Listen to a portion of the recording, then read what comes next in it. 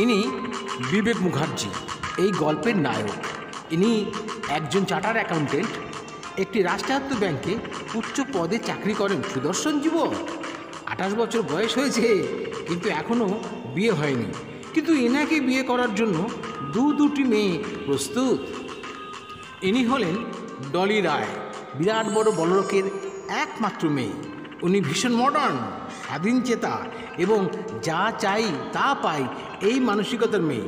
বয়স 24, ফর্সা, সুন্দরী। ইনি অঞ্জলি চক্রবর্তী, এই গল্পের দ্বিতীয় নায়িকা। মধ্যবিত্ত ঘরের একমাত্র মেয়ে, তবে পরমা সুন্দরী। আচ্ছা, একটু বলে রাখি, বিবেক মুখার্জির বাড়ি আসানসোলে, বাবা মা সবাই সেখানেই থাকেন।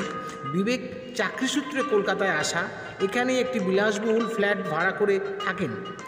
অঞ্জলিরা বিবেকের ফ্ল্যাটের কাছেই থাকে।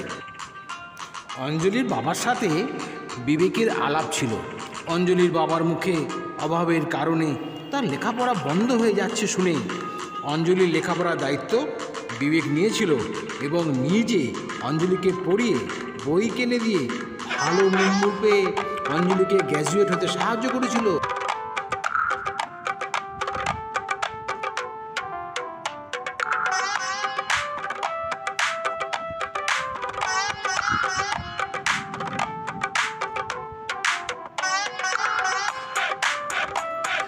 সেই থেকে অঞ্জলি বিবেকের কাছে ভীষণ কৃতজ্ঞ।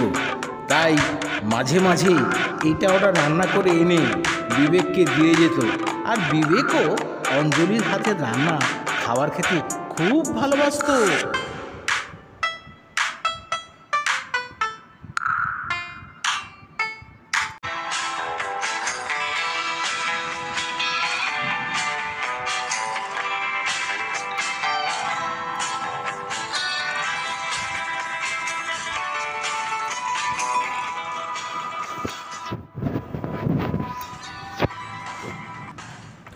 বিবেক মুখার্জির ফ্ল্যাটে ডলি রায়ের অবাধ যাওয়া আসা। মাঝে মাঝেই ডলি রায় বিবেকের ফ্ল্যাটে এসে 2-1 ঘন্টা গল্পগুজব করে যেত। ওরা দুজনকে ভালোবাসে, কিন্তু বিবেকের মনের গভীরে অঞ্জলির জন্য ভালোবাসা তৈরি হয়েছে। বিবেক কিছুতেই সিদ্ধান্ত নিতে পারে না যে কাকে সে জীবনসঙ্গিনী করবে।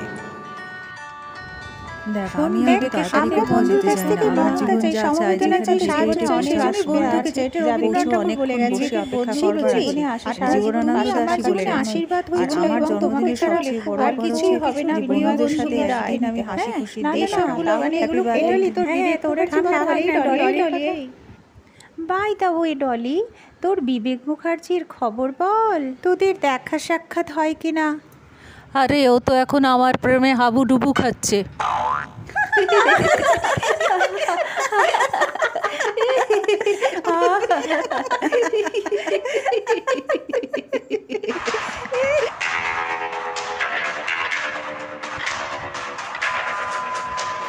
এ কি বিবেক, সকালবেলায় চাদর মুড়ি দিয়ে শুয়ে আছো? কে? ও ডলি, আমার কাছে এসো না। না না না, এসো না। ওমা, কেন? আমার খুব ছোঁয়াচে একটা অসুখ করেছে। কি অসুখ করেছে? তুমি একটা শিক্ষিত ছেলে, ডাক্তার দেখাও। আমি ডাক্তার দেখিয়েছি, আমার খুব জ্বর, কাশি, রক্ত ওঠে।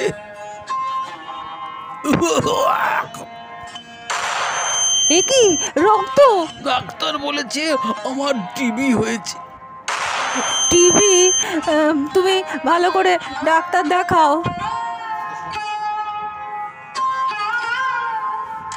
আমি এখন আসছি। টিবি?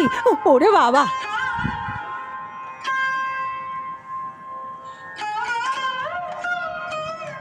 বিবেক দা, কি চাদর মুড়ি দিয়ে শুয়ে আছো? কি হয়েছে?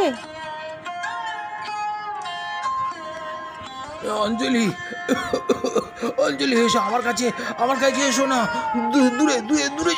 দূরে যাও। ওমা, কেন? আমার খুব ছোঁয়াচে একটা অসুখ করেছে। এই দেখো রক্ত, আমি আর বাঁচবো না, আমি আর বাঁচবো না। এসব কি বলছো বিবেকদা? আমি তোমাকে সেবা করে ভালো করে তুলবো। না না অঞ্জলি, আমাকে ছুঁয়ো না, আমার সঙ্গে সঙ্গে তুমিও মরে যাবে। আমি তোমার সঙ্গে সহমরণেও যেতে রাজি। কি বলছো অঞ্জলি? হ্যাঁ বিবেকদা, তুমি আমার জন্য যা করেছো, তোমার জন্য এই প্রাণটা দিতেও আমি রাজি আছি। আমি তোমার জন্য একটু তেল গরম করে আনি, তোমার বুকে মালিশ করে দেব, তুমি অনেক আরাম পাবে।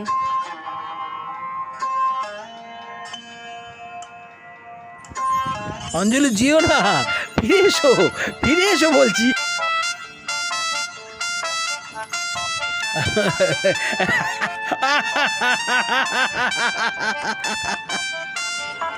এ কি বিবেকদা, তুমি উঠে বসেছো কেন?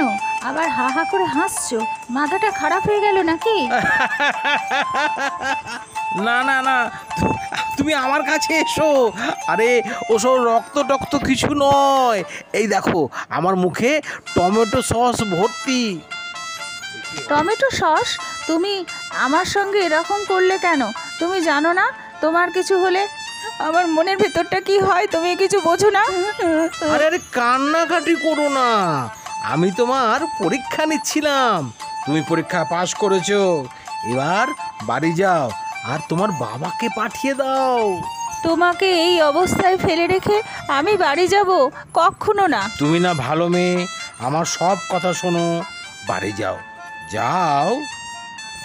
যাচ্ছি তো।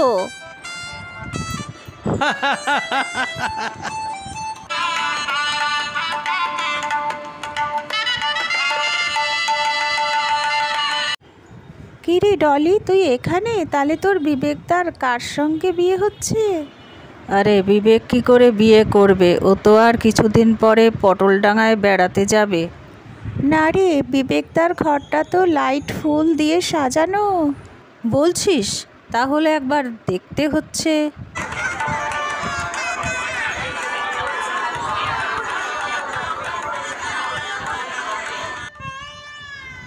বিবেক, ও ডলি, এসো এসো, আমি অঞ্জলিকেই বিয়ে করে ফেললাম। আর আমি? তুমি তুমি তো টমেটো সসকে রক্ত মনে করে আমার টিবি হয়েছে ভেবে আমাকে ফেলে পালিয়েই গেলে, কিন্তু অঞ্জলি, অঞ্জলি তা করেনি। আমার টিবি হয়েছে জেনেও আমার সেবা করতে ছুটে এসেছে, তাই আমি মনে করি অঞ্জলিই হচ্ছে খাঁটি সোনা। তুমি আমাকে ঠকিয়েছো, তুমি একটা চিটার। কোনোভাবে এই চিটারটা তুমি না তো? রাবিশ। ও